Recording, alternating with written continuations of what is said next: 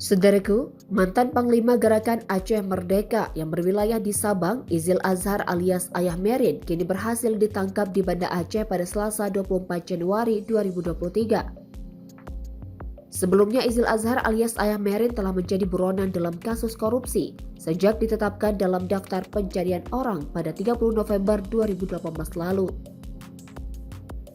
Izil Azhar alias Ayah Merin berhasil ditangkap setelah Komisi Pemberantasan Korupsi berkoordinasi dengan Polda Aceh, dan mulai pada Rabu 25 Januari 2023, KPK resmi menahan Izil Azhar selama 20 hari ke depan.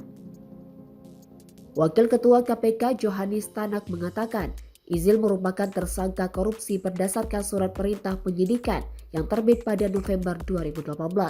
Johanis juga melanjutkan, setelah ditangkap, Izil dibawa ke Jakarta untuk dilakukan penahanan.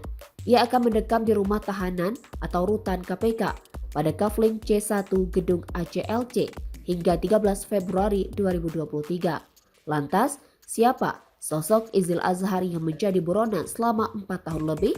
Mantan TNI membelot ke GAM dan terjun ke politik.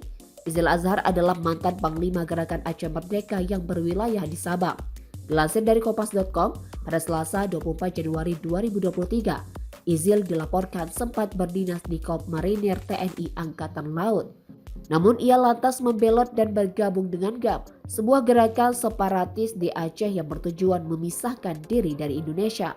Sejak itu, Izil mendapat julukan sebagai Ayah Merin atau Marines oleh para anggota GAM. Julukan tersebut merupakan bahasa Inggris dari Korps Marinir.